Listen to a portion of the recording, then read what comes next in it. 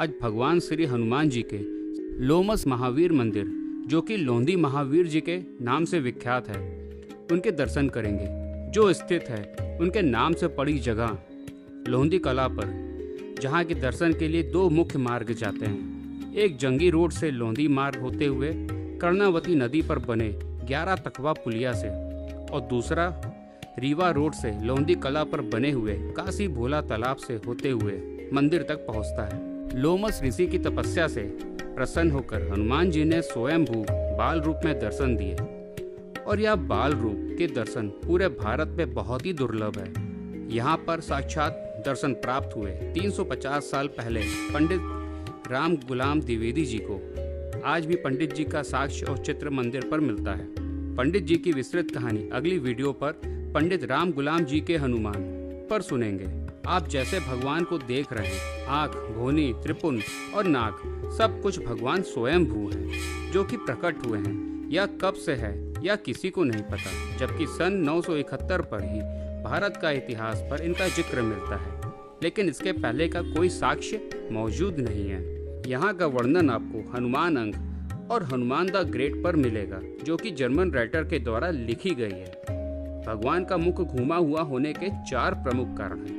पहला, मंदिर पर स्थित राम दरबार, जिनके भगवान दर्शन के लिए ललायत रहते हैं। दूसरा, जगत जननी माँ विंध्यवासिनी, आप दोनों का मुख एक दूसरे की तरफ ही देखा जाता है। और नवरात्रि का त्रिकोण भी लोंदी महावीर के दर्शन से ही शुरू होता है। तीसरा कारण, लोमस ऋषि इसी दिशा पर गए हुए थे।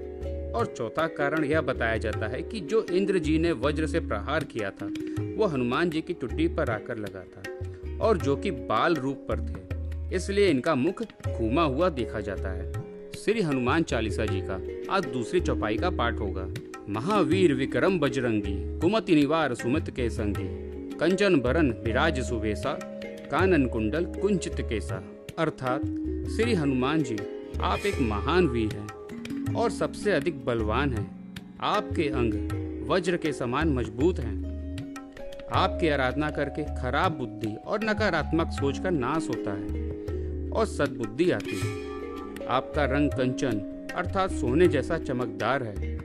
आपके कानों में पड़े कुंडल और घुंघराले केस आपकी शोभा को बढ़ाते हैं। इस चौपाई का संदेश ये कहता है, अगर आप श्री हनुमान जी के स्वरूप का स्मरण करते हैं तो आपकी बुद्धि पर सकारात्मक प्रभाव पड़ता है और वह शुद्ध हो जाती है, और आप एक नेक कार्य पे लग जाते हैं, क्योंकि दिशाहीन होने से आपको कभी लक्ष्य प्राप्त नहीं होता। हे प्रभु, हम सभी को मार्ग दिखाते रहें और ताकि हम अपनी मंजिल तक पहुंचते रहें। तो बोलिए जय श्री राम, जय हनुमान।